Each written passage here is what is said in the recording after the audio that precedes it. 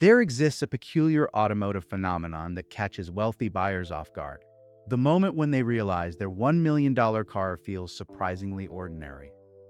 Not in the way that a luxury sedan might feel everyday practical, but in a more troubling way. Despite spending what many people earn in a lifetime, the vehicle fails to deliver any meaningful sense of superiority or extraordinary experience. The leather seats feel like leather seats. The acceleration feels fast but not transcendent. The handling improves on ordinary cars, but not dramatically enough to justify the price. This is the cruel reality of certain ultra-luxury vehicles that exist in that awkward middle ground between luxury and hypercar, where price has outpaced actual performance and experience. The Rolls-Royce Phantom represents the most prominent example of this paradox. At approximately $500,000, it exists as perhaps the world's most expensive sedan in the traditional sense. But here's what most people don't realize. The driving experience is fundamentally ordinary. The acceleration is leisurely, not thrilling. The top speed of around 150 miles per hour matches many mainstream luxury cars costing 1/10 the price. The handling is utterly predictable, almost boring, because Rolls-Royce deliberately engineered it that way. The philosophy is that you're not supposed to feel the road, you're supposed to feel isolated from it.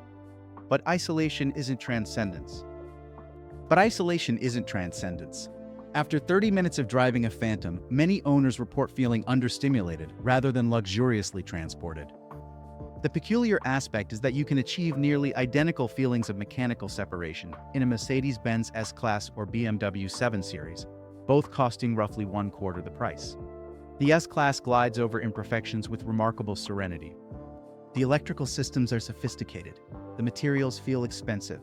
Yet when you drive one after a Phantom, the difference in actual experience feels disproportionately small relative to the price difference. The Phantom is undoubtedly more refined, more exclusive, more prestigious, but refined in ways that become invisible after the first 15 minutes.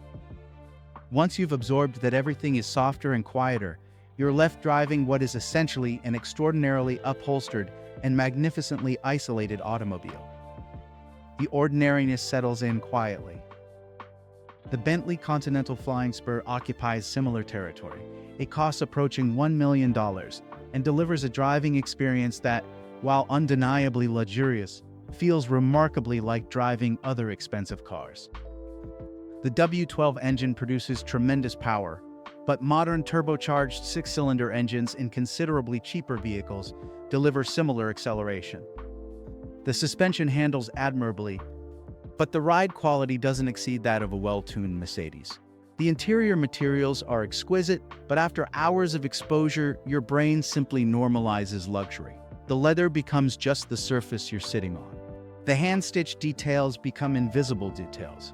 You've paid $1 million to sit in an exceptionally nice car, but sitting is sitting. This phenomenon reveals something profound about human perception and luxury. Our brains are designed to adapt, to normalize, to habituate. A sensory experience that seems extraordinary at first exposure becomes the baseline within hours. You can buy the most expensive pillow in the world and it will feel extraordinary for perhaps 2 nights. On night 3, it's simply how your pillow feels. The same principle applies to million-dollar automobiles. The extraordinary becomes ordinary through the simple passage of time and repeated exposure. Consider the Maybach, Mercedes-Benz's ultra-luxury sub-brand, positioned even more exclusively than the S-Class. Starting at around $1.8 million, it represents an extreme exercise in opulence. Yet drivers report remarkably pedestrian experiences. The car moves forward when you press the accelerator. It stops when you press the brake. The steering wheel turns the front wheels. These mechanical operations are indistinguishable from a much cheaper sedan. Yes, everything is exquisitely appointed, but the Maybach fundamentally does the same things as a Toyota. Same things as a Toyota Camry, just with more leather and fewer plastic pieces. The driving dynamics remain unchanged. You're not experiencing automotive innovation. You're experiencing automotive refinement applied to conventional mechanics. The Bugatti Chiron represents a different category of disappointing million-plus-dollar car, though for different reasons. While it delivers extraordinary acceleration, 0 to 60 in under 3 seconds, the driving experience is compromised by complexity and practical limitation. On public roads, it cannot be driven. The tires are so specialized and expensive that normal driving is financially reckless. The suspension is so stiff that potholes create violent jolts. The engine requires premium fuel and careful warm-up procedures. In traffic, you sit elevated above the road in an uncomfortable position designed for racetracks, not highways. The extraordinary performance you've paid for is almost unusable in normal circumstances. Some owners drive their million-dollar hypercars fewer than 1,000 miles annually, making them perhaps the most expensive and least used vehicles in their collections. The practical ordinariness of daily usage makes the spectacular performance irrelevant. You cannot experience what you paid for without access to a private track and the specialized knowledge of professional driving. The car becomes a trophy rather than an experience, and trophies sit in garages feeling profoundly ordinary when stationary. The Lamborghini Huracan Sterrato attempts to bridge the gap by offering a mid-engine supercar with all-wheel drive and slightly elevated ground clearance, supposedly practical for real-world driving. Yet owners consistently report that the Lamborghini real-world version still feels unsuitable for actual roads. The suspension is too aggressive, the width is too wide, the tires are still exotic.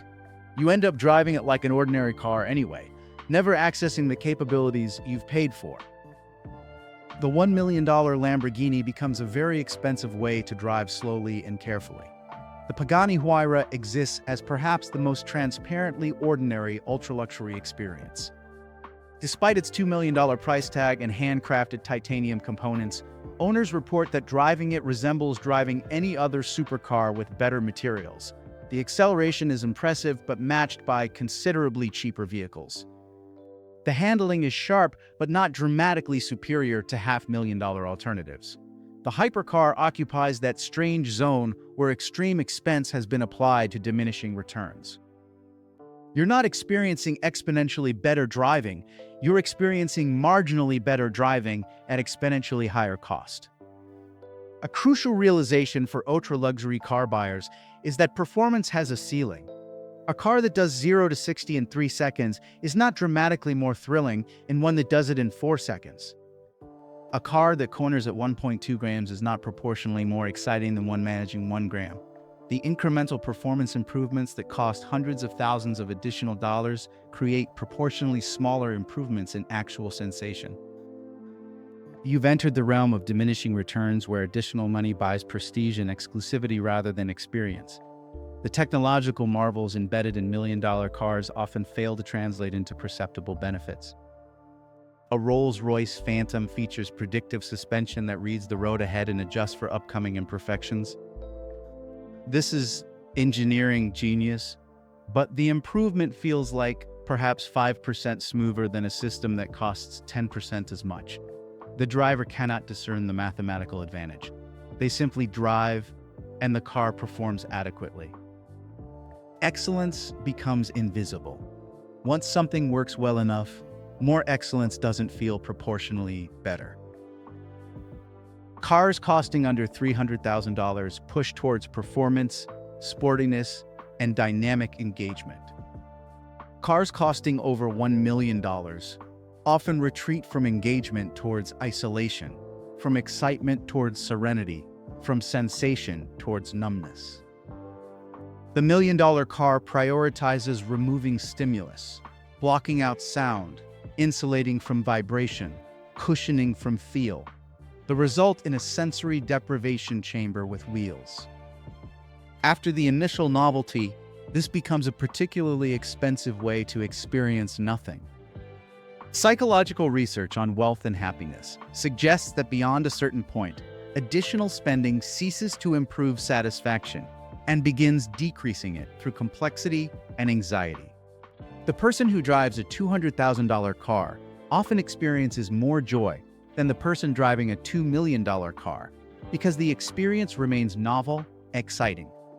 The expensive car owner worries about maintenance, security, parking damage, and whether the extraordinary expense justifies the ordinary experience. The modest luxury car owner simply drives and enjoys. The most honest assessment comes from millionaires who've purchased multiple ultra-luxury vehicles. They often report that after experiencing $1 or $2 million cars, the marginal improvement in actual experience declines sharply. The leap from a $75,000 car to a $250,000 car feels transformative. The leap from a $500,000 car to a $1 million car feels marginal. The difference has become primarily about prestige and exclusivity, rather than experience. The uncomfortable truth that automotive manufacturers don't advertise is that the price-to-experience ratio and experience inverts at ultra-luxury. You're no longer paying for what the car does, you're paying for what the car is, a status symbol, a wealth indicator, an artwork. The actual experience of driving it becomes secondary to the abstract value of owning it. The ride feels ordinary because it fundamentally is ordinary, just executed with extraordinary materials and craftsmanship. A seat is a seat, even when upholstered in hand-stitched leather from rare cattle breeds. A highway is a highway, even when traversed in a vehicle costing more than a mansion. The engine turns the wheels the same way regardless of whether it's a V12 or a turbocharged V8. For those contemplating a $1 million purchase, the sobering reality awaits. The experience will disappoint precisely because your expectations have been calibrated to the price. You will discover that luxury has limits, that price doesn't correlate linearly with experience, and that the most expensive car you've ever driven might feel like the most ordinary. The leather will soften with use. The exclusive features will become normal features. The extraordinary purchase will deliver a remarkably ordinary experience. Sometimes the best cars to own are those that cost enough to be exceptional, but not so much that expectation suffocates experience.